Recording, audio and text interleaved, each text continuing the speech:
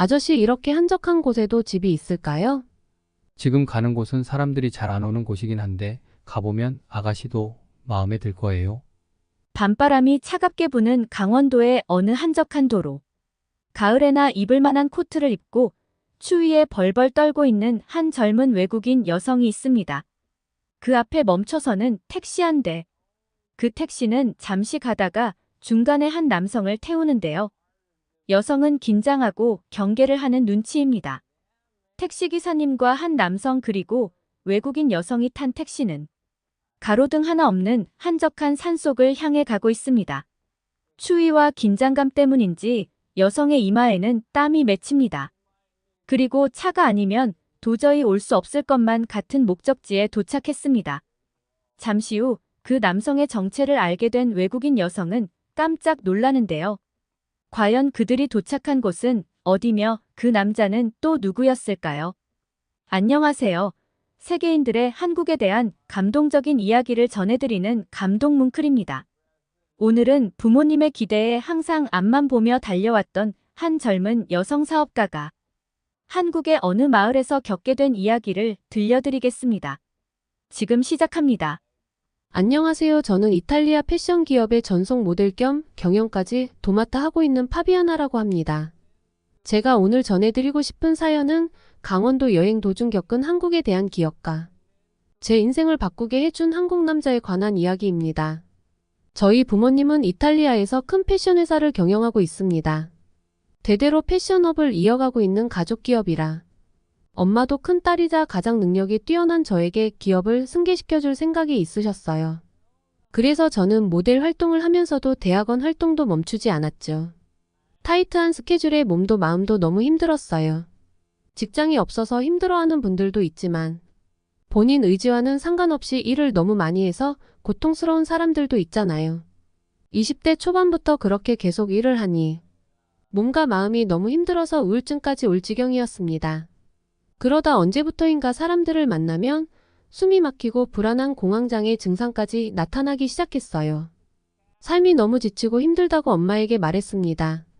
하지만 엄마는 이해하지 못했죠.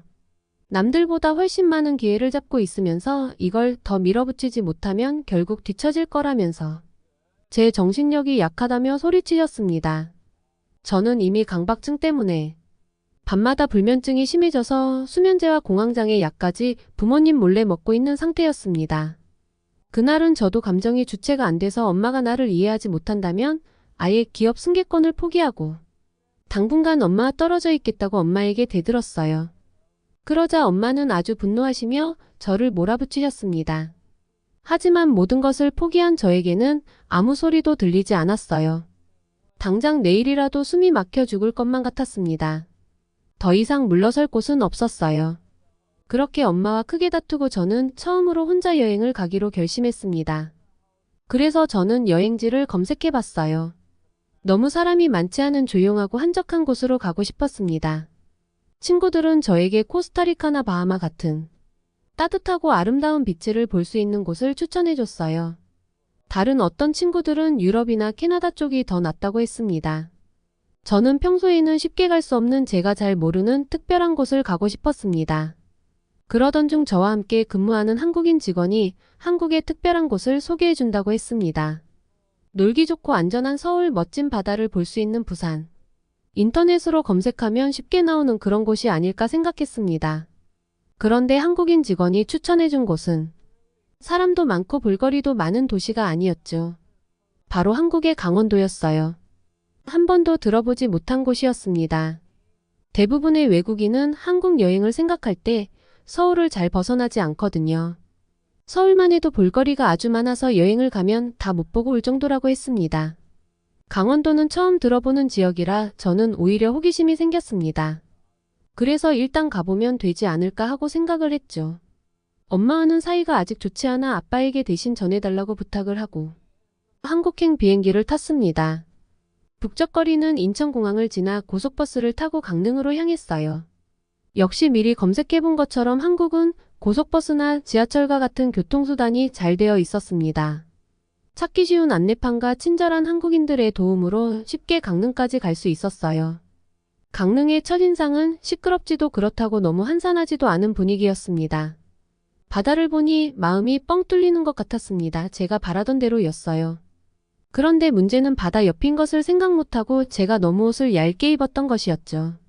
하필이면 그날 날씨가 그렇게 추울 줄도 몰랐고 더욱이 눈까지 올 줄도 몰랐거든요. 주위에 마땅한 옷을 살 곳도 보이지 않았어요.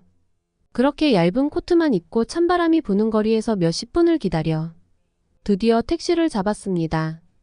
택시 아저씨가 절 보시고 젊은 아가씨가 그러다 감기에 걸리겠다고 걱정스러운 표정으로 바라보며 말씀하셨어요.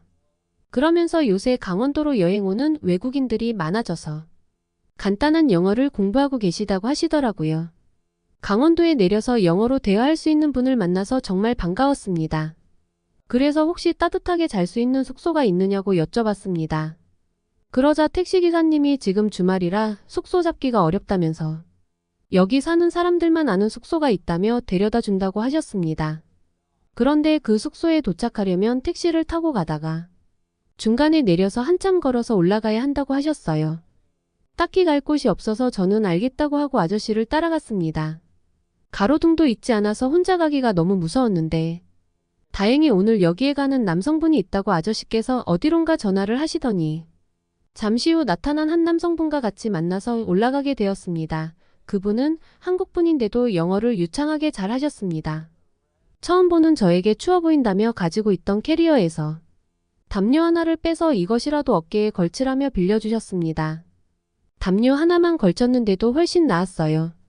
대화를 하며 올라갔는데 그분은 서울에서 회사를 경영하는 건축가이시고 고향인 강릉의 한옥과 온도를 이용한 건축물을 만드셨다고 하셨습니다.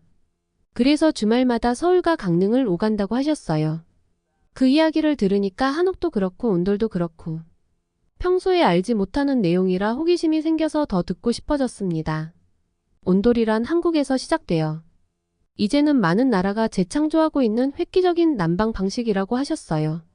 온돌에 관한 이야기를 듣다 보니 어느새 산 정상에 올랐더라고요. 그런데 그곳의 아저씨께서 설명해 주신 한옥에 첨화를 했으면서 현대 건축물의 형태를 띤 특이한 숙소가 있었습니다. 여기가 바로 택시기사 아저씨가 저에게 알려주신 그 숙소였습니다. 그런데 더 놀라운 것은 그 집의 주인이자 건축가가 바로 저와 함께 올라왔던 분이라는 거였어요. 숙소에 도착하자 중년의 아주머니께서 아저씨를 반겨주셨습니다.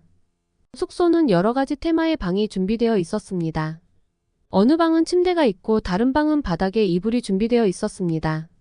중요한 건 모든 방에 라디에이터가 없고 온돌 방식으로 되어 있다는 것이었어요. 저는 이왕이면 제대로 한국식 수면을 느끼고 싶어서 이불방을 선택했습니다. 이불방을 선택했을 때 처음에는 이불만 깔고 바닥에서 자면 일어났을 때 허리나 어깨가 너무 아프지 않을까 생각했습니다. 아프다고 해도 이게 그 나라의 특별한 수면 방식이니까 체험해도 좋다라고 생각했죠. 그런데 전혀 아프다거나 고통스러웠다거나 하지 않았어요. 오히려 침대보다도 훨씬 편하면서도 바닥의 온기가 모두 느껴졌습니다. 밤마다 불면증으로 수면제를 먹고 잤었는데 온돌에서는 약 없이도 숙면을 취할 수 있었습니다. 그렇게 저는 그 숙소에서 거의 3달 정도를 지냈어요. 승용차를 렌트해서 강릉의 구석구석을 모두 여행하기도 했죠. 강릉 주변에 구경할 곳이랑 바다가 잘 보여서 참 좋았습니다. 이미 겨울이라 단풍이 지고 벌거벗은 나무들이 아쉬웠지만 그 나름대로 운치가 있었어요. 새소리와 함께 평화롭고 고요한 산의 경치를 보고 있자니 저도 모르게 마음이 편안해졌어요. 옆에서 같이 산책하던 분이 하는 말이 한국은 차나버스를 타고 조금만 이동해도 산이 있고 시골은 더욱이 뒷산이 흔하다고 했어요. 이런 이국적인 풍경을 가진 곳으로 한국인들은 여행을 자주 올 수 있다니 부럽더군요. 저는 투숙했던 사람들과 파티도 즐기고 같이 모닥불도 피우며 정말 즐겁게 지냈어요. 한국의 음식 문화도 많이 접할 수 있었는데요. 숙소에서 친해진 친구와 함께 건강식을 먹으러 종종 다녔습니다. 아침에 주인 아주머니가 해주시는 밥을 하나도 남김없이 다 먹었어요. 원래 저는 아침을 커피와 빵으로 대충 먹었는데 빵이 아닌 밥이랑 국을 먹었더니 속도 따뜻하고 하루 종일 아주 든든했습니다. 그 중에서도 가장 맛있었던 건 아주머니께서 모든 반찬과 나물을 넣어서 만들어주신 비빔밥이었어요. 야채와 밥만 넣어서 무슨 맛이 있을까 했는데 참기름을 넣자 고소한 냄새가 식욕을 돋구더라고요. 집주인이자 건축가인 분하고도 여러 이야기를 나눴는데 제가 여기 숙소에서 느낀 바를 그대로 말씀드렸죠. 그러다 보니 고향에 계신 부모님 생각이 났습니다. 부모님에게도 제가 느낀 편안함과 신기한 경험을 시켜드리고 싶더라고요.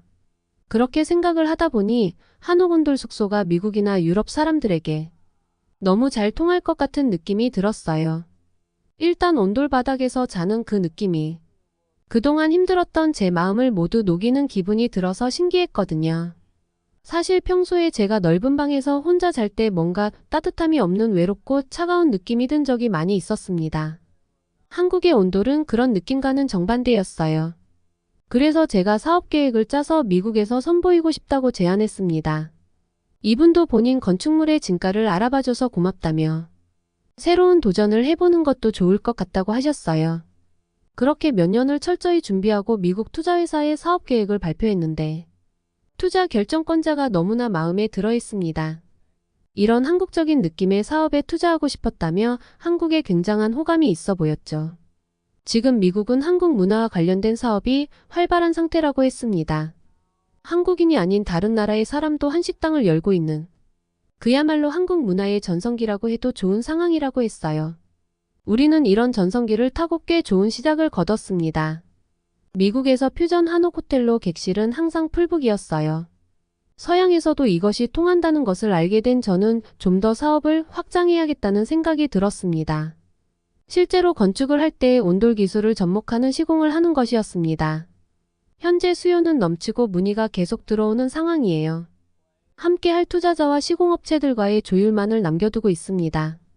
상황이 이렇게 되자 엄마는 패션 사업은 어떻게 같이 할 건지 물어보셨는데 일단은 제가 좋아하는 일은 하겠다고 당당하게 말씀드렸어요. 제가 좋아하는 일을 하니 하루 종일 전념해도 전혀 힘들지 않더라고요. 한국에서의 경험이 제 인생 전부를 바꿔놓았습니다. 최근에는 엄마가 은퇴하면서 저에게 패션 사업을 물려주셨고 2가지 일을 병행하고 있습니다. 하는 일은 많아졌지만 그래도 마음은 너무 행복하더라고요. 이제 진짜 내 삶의 주인이 된 것 같았어요. K-팝 스타들을 저희 대표 모델로 기용해서 유럽 시장과 아시아 시장을 겨냥하니 지금은 패션 사업이 더욱 잘 되고 있습니다. 엄마는 제가 이렇게 사업을 잘할 줄은 생각도 못 하셨대요. 이게 다 한국 여행에서 얻은 경험과 영감 덕분이라 생각하고 있습니다. 여러분도 본인이 사랑하고 좋아하는 일을 하셨으면 좋겠습니다. 긴 사연 들어주셔서 감사합니다. 아참, 그리고 꼭 감사드려야 할 분이 있어요. 그날 그 특별한 숙소로 데려가 주신 택시기사분께 감사했다고 말씀드리고 싶습니다. 사연 잘 들으셨나요? 우연히 한국 직원에게 소개받고 아무 생각 없이 떠난 한국 여행이 사연자분의 인생에 새로운 도전을 만들어 주었네요. 서울과 부산 말고도 한국에 있는 숨은 보석 같은 여행지가 더 많이 알려졌으면 좋겠다는 생각이 들었습니다. 그리고 온돌과 관련된 사업이 계속해서 확장해서 한국 고유의 전통 문화가 세계로 더욱 알려지기를 바라며 오늘의 영상을 마치겠습니다. 오늘의 사연 어떠셨나요? 온돌과 한옥에 대한 시청자 여러분의 의견을 댓글로 남겨주세요. 감동뭉클에서는 감동적이거나 재미있는 실제 사연들을 제보받고 있습니다. 소개해주고 싶은 사연이 있으시면 위 메일로 제보해 주시기 바랍니다. 오늘도 여러분의 하루의 작은 즐거움이라도 되었기를 바라며 지금까지 감동뭉클이었습니다. 구독과 좋아요, 알람 설정을 누르시고 다음번에 올라오는 새로운 영상 소식도 받아보세요. 끝까지 시청해주셔서 감사합니다. 다음에 더 좋은 영상으로 찾아뵙겠습니다.